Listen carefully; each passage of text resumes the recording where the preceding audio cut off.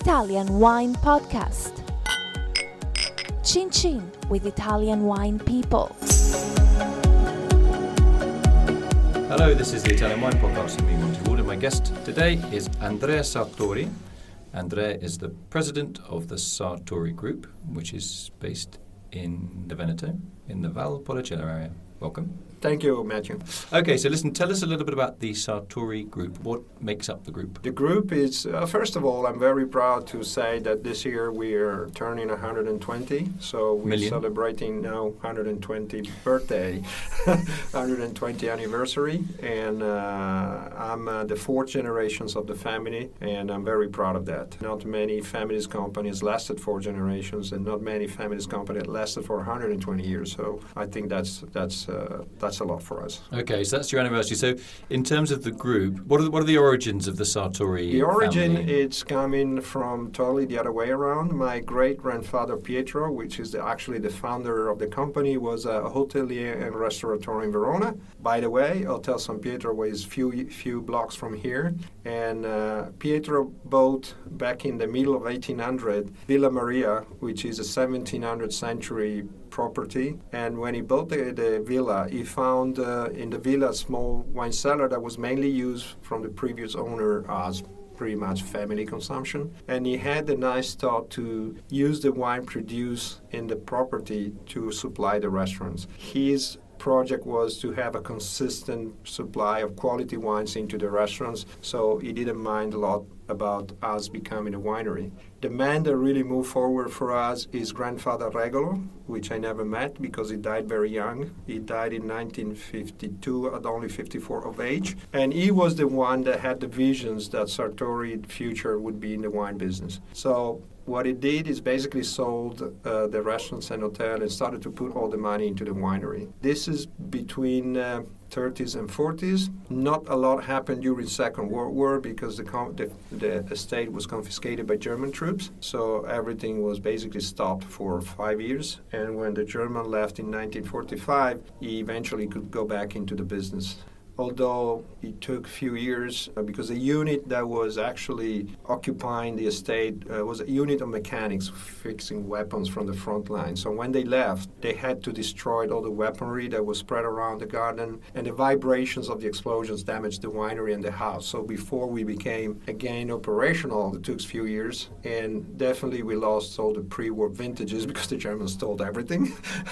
But eventually we came back on our feet, and unfortunately, grandfather couldn't see a lot of his dream coming true because he died, like I say, died in 52. And also my dad and my uncle took over. My dad was only 22 years of age and my uncle 19 years of age. So I think we've been kind of lucky that these two young guys could not only survive the company, but basically bring Sartori to the next level. So you're fourth generation. I'm 4 generations. My dad and uncle both retired at the end of the 90s, and my generations took over exactly in 2000. So when you took over, what did the company consist of, and where has it got to today? When I took over, the company was doing pretty much 1/3 of what we do now. And since my generations took over, my cousin Paolo takes care of the national market. My brother Luca takes care of wine and grapes processing, and I'm the export. I take care of the export basically. So since then, we nearly tripled the company. We are now exporting 75% of our productions in more than 70 countries. So what are your main brands? Obviously, Sartori. The main products under Sartori branding is, of course, the wines from Verona region, so Valpolicella, Soave, Bardolino, and all the appellations we have in town. But I must say the Pinot Grigio is also very important for us. Right, and they're all from your own vineyards, or do you also act as a merchant? The big factor that changed our life, and it was, I think, very advanced when we did it back in 2000s, we decided to allow the co-op for farmers to get into our company, and we sold them 40% of us, so they now part of the board and also part of us. And that group of farmers, better say co-op, represent a large platform, 2,300 hectares, which is a great additions to our strategy.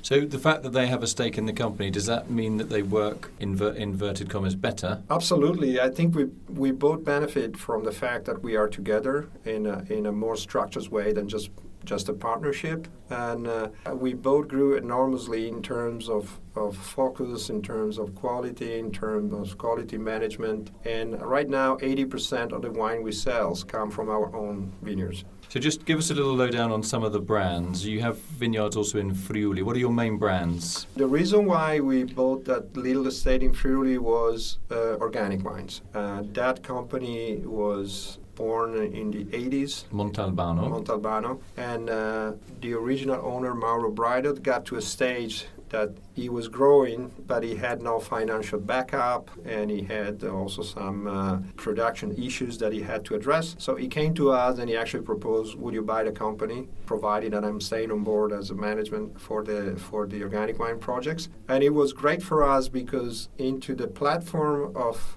the co-op of farmers, we were growing organic grapes already. So we needed like an umbrella brand to put everything together under one house. And the fact that Mont'Albano was there for us, it was a great addition to our portfolio. So we put everything under the Mont'Albano umbrella, and now we're very successful, very happy we went forward into the organic wine project. So that's your organic brand, so obviously sourcing under the Friuli and Veneto appellations. Yeah. So how's that market developing? It's developing nicely. I don't think, to be honest, it's developing as fast as we would like, but I think there is a window of opportunity into organically grown grapes and organically wines.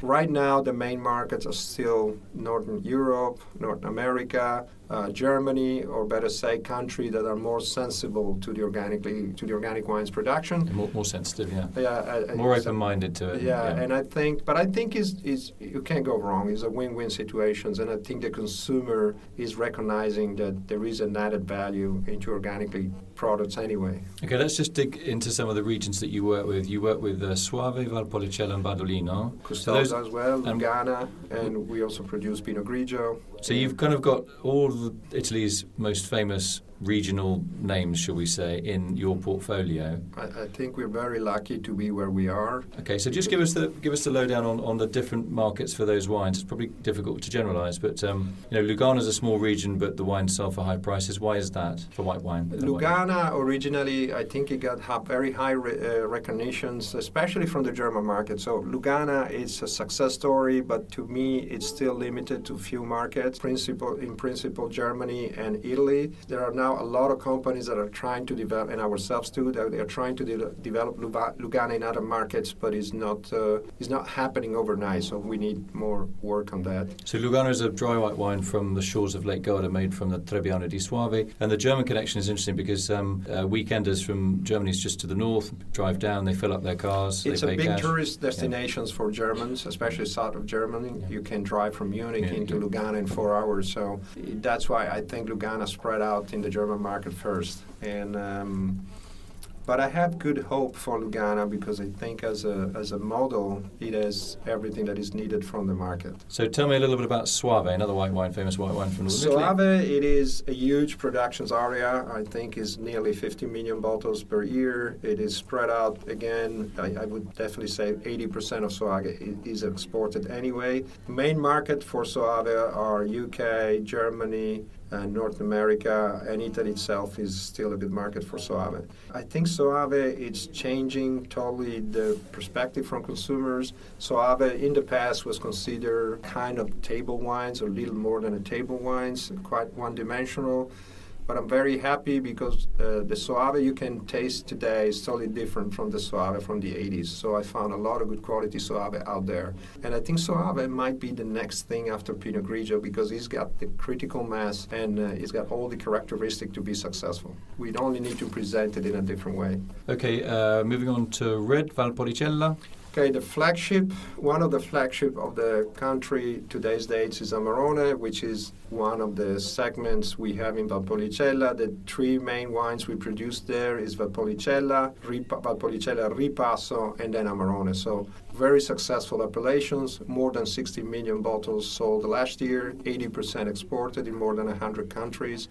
Actually a beautiful opportunity for all of us. What other opportunities do you see developing in other regions in the north? I mean, you've got the full house really in terms of the north. Are you looking at any other areas? Prosecco? Not at the moment. I think now Prosecco will be for us a me too. We don't want to be just a bad copy of the people on Prosecco out there. We rather focus on still wines, and I think we have a lot more to say of what we have now before we start looking around. Okay, I want to say thanks to my guest today, Andrea Sartori, President Thank you, Matthew. of the Sartori Group. Yeah, my mum calls him Matthew, although she does. Monty, but it's okay, you can call whatever you want. Father Christmas if you want. Thank you, So I want to say thanks to my guest today, Andrea Sartori from the Sartori Group in the Veneto region of Italy. Thanks for explaining the differences between your main areas of production. Thanks. Thank you again. Follow Italian Wine Podcast on Facebook and Instagram.